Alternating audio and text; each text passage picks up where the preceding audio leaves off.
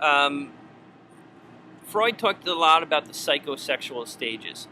Um, to be honest with you, this is where a lot of the further theorists have splintered from him.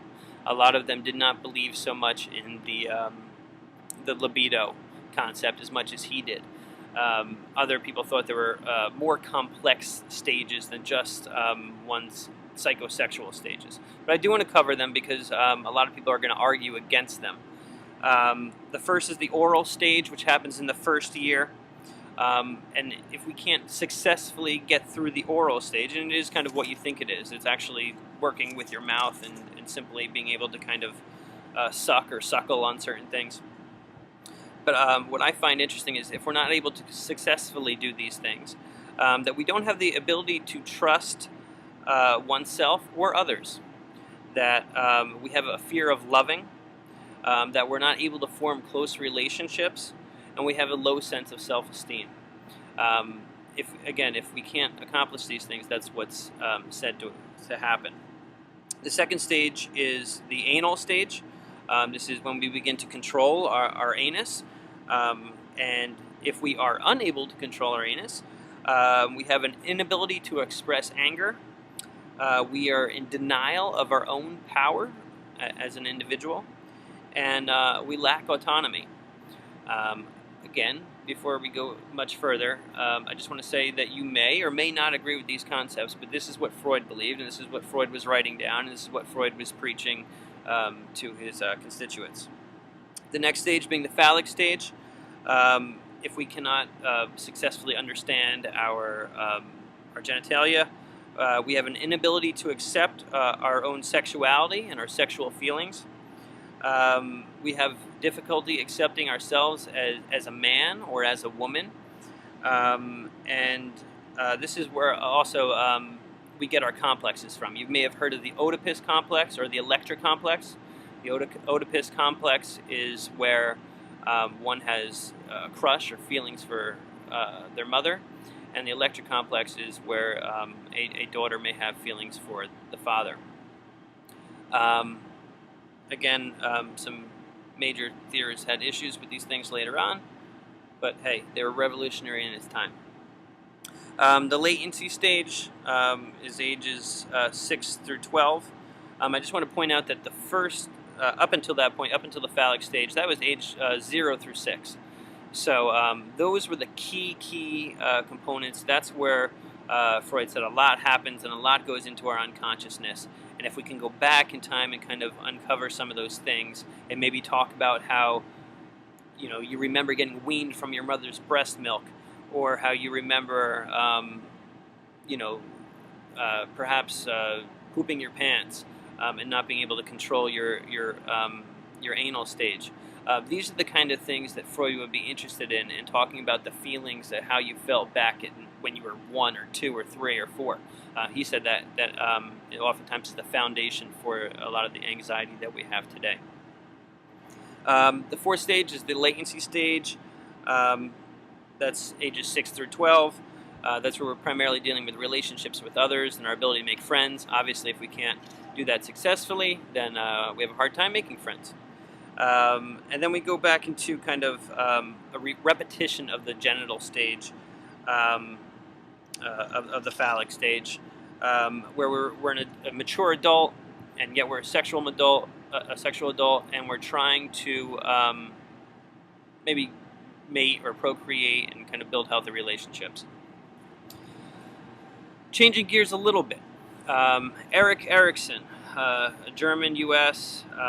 Kind of got together and tried to bring into the social factors that influence life. So this was kind of like a counter to the psychosexual issues that Freud was talking about. He kind of thought that there was an equilibrium between the self and the social world, so he particularly paid a lot of attention to what's going on outside and how that affects us as individuals, and thought about how that may put us into certain stages depending on what kind of things that we're experiencing from the environment. And that's really important because this is the first time that kind of the environment, the outside world, is really being brought up and come into play. And a lot of people will take off of Erikson as we go further.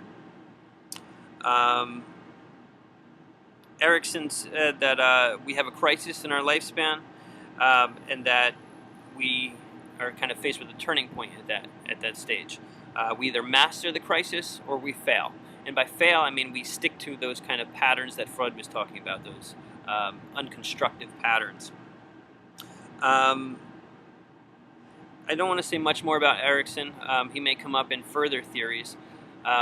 Just that, again, he was really concerned with the outside social factors. I think you can find a list of his stages in the text as well. To kind of summarize a little bit, remember, our goals are to make the unconscious conscious. We're trying to strengthen that ego so that our behavior is based on reality and less on cravings from our id and less on what the world, the outside world, says that we should do in terms of right and wrong. We are trying to change our character if we want, if we find that it's negative and it's something that we don't like. So a lot of times what we're trying to do is analyze our dreams, analyze our past, to reconstruct our childhood, to discuss and to interpret and to analyze certain things to help us try to understand why we became the way that we did based on past experiences. If we have a better self-understanding, then we can act anew. As the psychoanalyst, as the psychoanalyst, as a therapist, if you are the therapist and you want to be using this theory, there's some things that you want to keep in mind. There's the concept of the blank screen approach. You've probably seen it in the movies before. It's kind of where the therapist sits back and lets the person talk. Remember, this is talk therapy in psychoanalysis. Your goal is to be very neutral, very non-judging. You keep your opinions to yourself. You're neither high nor low in terms of your reaction. And there's very little self-disclosure. You telling them what you think, or you telling them about your experiences, or you giving them advice. It's basically what it sounds like. It's a blank screen approach. You're a person there that's meant to just more or less listen. We are looking for a transference relationship. You're going to hear a lot about transference.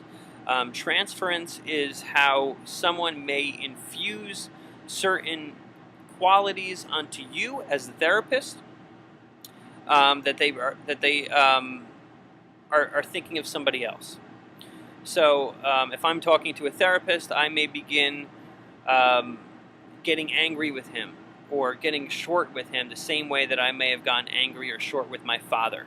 That would be an example of transference. I'm giving the therapist the identity of my father in this example. And that's something that we want in psychoanalysis. We want a person to kind of maybe talk about how angry they are at their mother and kind of almost go back in time and live out an experience about when they were 5 years old and she took a toy away. And we want to kind of live that out, and we want this person to kind of yell back at his mother, who may be dead and gone. But that kind of transference allows to bring the past into the present. And we're going to talk a lot more about that too.